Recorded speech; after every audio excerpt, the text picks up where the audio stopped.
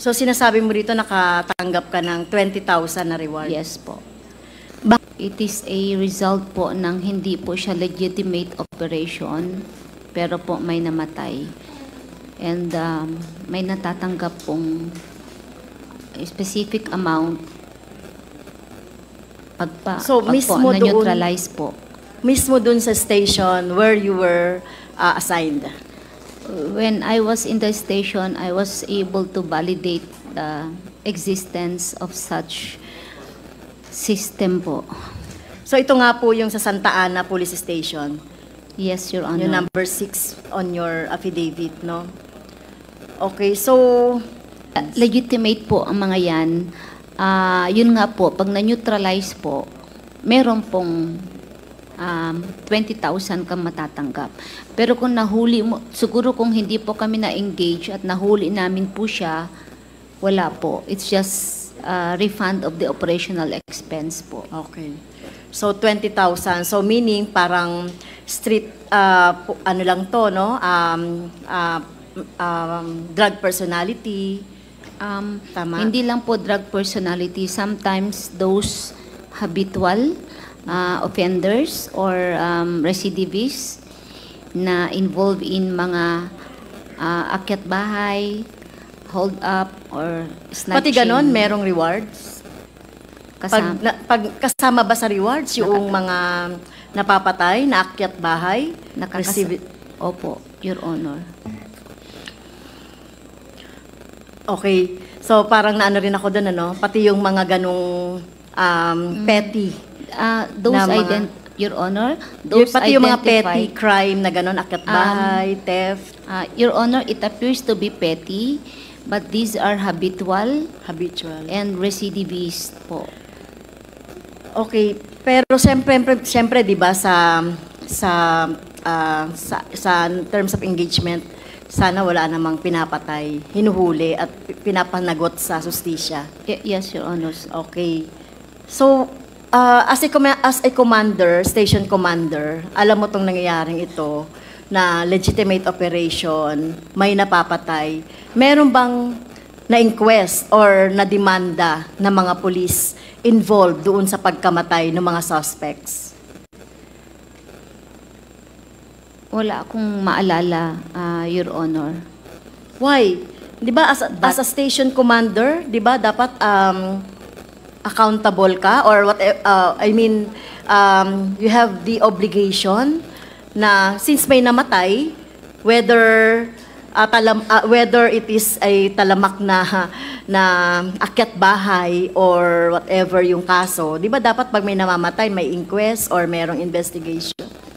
Yes, Your Honor, supposed to be if there is a discharge of firearms or death of the suspect, the IAS is mandated under Republic Act 8551 to conduct a automatic investigation. Did you not recommended any investigation to the IAS? I cannot because it is my unit who is involved. Supposed to be, it is a automatic duty of the IAS as mandated in RA 8551. Basta po may discharge of firearm, may death, or meron pong violation of human rights like seriously injured yung suspect. There's no need for a memo requesting the IAS to investigate. Under the law po, it is automatic. So it is automatic that the IAS would investigate? Yes, Your Honor. Pero as a commander, station commander, you have the duty to recommend, sabihin sa IAS na itong mga pulis na ito, nakapatay ng suspect, you have to investigate. Hindi po ganun how it works. We are just required to submit IR and the complete folder, and the crime scene is always processed by SOCO. Para kung may investigation, the crime scene is preserved and all evidence po ay ma-preserve. Well, hindi naman ganun yung nangyayari, no? So yun dapat na, kaya nga tayo nagkakaroon ng investigation in aid of legislation dito, no, para mabago yung ganung sitwasyon.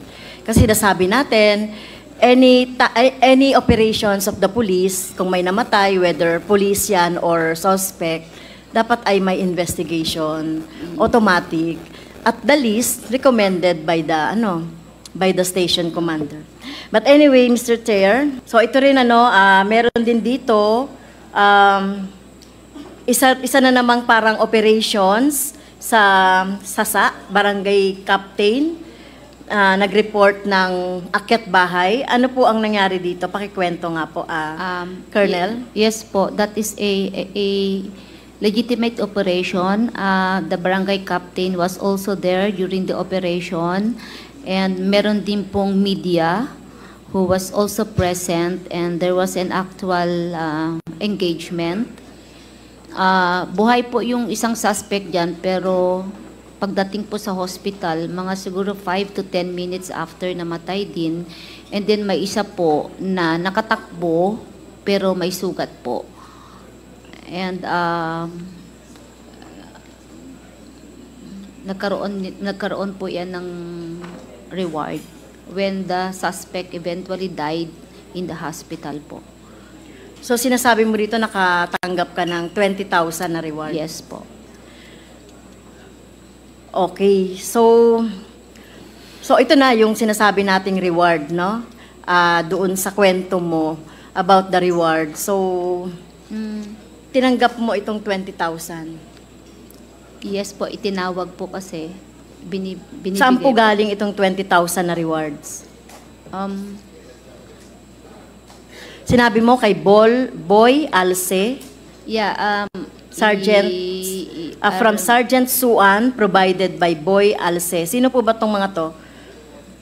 Boy Alce is a retired police officer. Kilala po siya sa area ng Sasa.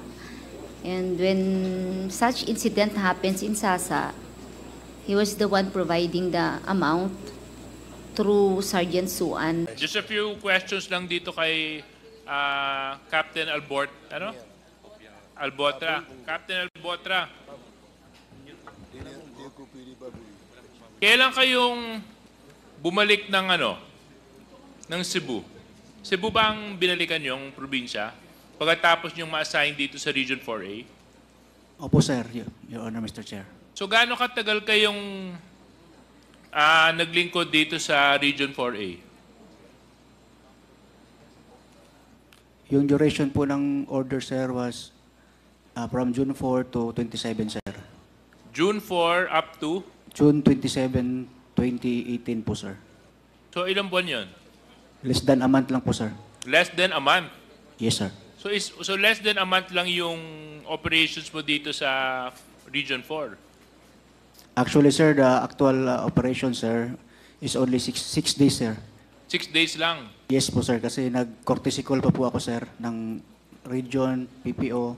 Tapos umuwi pa po ako, sir, kasi birthday ni ni wife ko, sir. Tapos saka ako nakabalik, sir. Ito ba regular practice sa PNP na pag nag-assign ng mga officers sa iba't ibang lugar, less than a month lang ang kanilang tour of duty?